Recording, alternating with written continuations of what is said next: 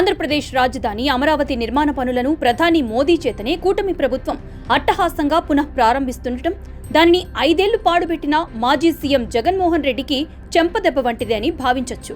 ఆహ్వాన పత్రికలో ఉప ముఖ్యమంత్రి పవన్ కళ్యాణ్ పేరు ముద్రించకపోవటంపై నీచ రాజకీయాలు చేస్తున్న వైసీపీకి మరో చెప్పుదెబ్బ కొట్టినట్లు ఈ కార్యక్రమానికి జగన్మోహన్ రెడ్డిని కూడా కూటమి ప్రభుత్వం ఆహ్వానించింది. జగన్, వైసీపీ నేతలు వారి సొంత మీడియా అమరావతి పేరుతో ఎంత నీచ రాజకీయాలు చేస్తున్నప్పటికీ ప్రోటోకాల్ ప్రకారం జగన్మోహన్ రెడ్డిని ఆహ్వానించి సీఎం చంద్రబాబు నాయుడు ఆనవాయితీని గౌరవించడం అభినందనీయం. అమరావతి పేరు పలికి అర్హత కూడా కోల్పోయిన జగన్ అండ్ కో ఈ సభకు వస్తారని అనుకోలేం. వస్తే CM Chandrababu Naidu, deputy CM Pawan కళ్యాణ్ల ఐక్యతని కళ్లారా చూసి తట్టుకోవడం కష్టం.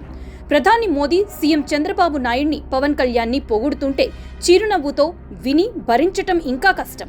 ముఖ్యంగా తాను ధ్వంసం చేసిన అమరావతిని ప్రధాని మోదీ చేతుల మీదుగా సీఎం చంద్రబాబు నాయుడు ప్రారంభిస్తుంటే చూసి తట్టుకోవడం చాలా కష్టం. కనుక ఈ సభకు జగన్ వస్తేనే ఆశ్చర్యపోవాలి. మే 2న అమరావతి నిర్మాణ పనులు ప్రారంభించేందుకు వస్తున్న ప్రధాని మోడీ ఈసారి పిడికెడు మట్టి, చెంబుడు నీళ్లతో సరిపెట్టకుండా రాష్ట్రంలో 57,962 కోట్ల రూపాయల విలువ గల పనులకు శంకుస్థాపనలు, ప్రారంభోత్సవాలు చేయబోతున్నారు. 3,176 కోట్ల రూపాయల విలువైన పనులకు శంకుస్థాపనలు.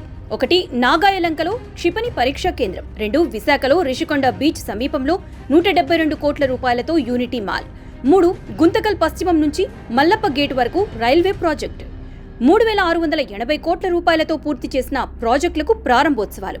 1 కాజీపేట విజయవాడ జాతీయ రహదారిలో 3వ line, 2 Panyam Krishnamakona Bugganapalli station railway line. Jagan 5 ఏళ్ల విధ్వంస పాలన చూసిన తర్వాత మళ్లీ ఎప్పటికైనా ఆంధ్రప్రదేశ్ రాష్ట్రం తేరుకొని గాడిన పడుతుందా? 1,00,000 కోట్ల అప్పులు తీరేదలా అని సామాన్య ప్రజలు సైతం ఆవేదన చెందేవారు. కానీ సీఎం చంద్రబాబు నాయుడు తన తెలివితేటలు, పరపతి, అవకాశాలు అన్నింటినీ పూర్తి స్థాయిలో వినియోగిస్తూ కేవలం 10 నెలల్లోనే ఇన్ని కార్యక్రమాలు చేపడుతూ ప్రజలకు స్వాంతన కలిగిస్తున్నారు. కనుక ఇదే వేగంతో ముందుకు సాగితే 2029 నాటికల్లా ఆంధ్రప్రదేశ్ దేశంలో మళ్లీ అగ్రస్థానంలో నిలుస్తుంది.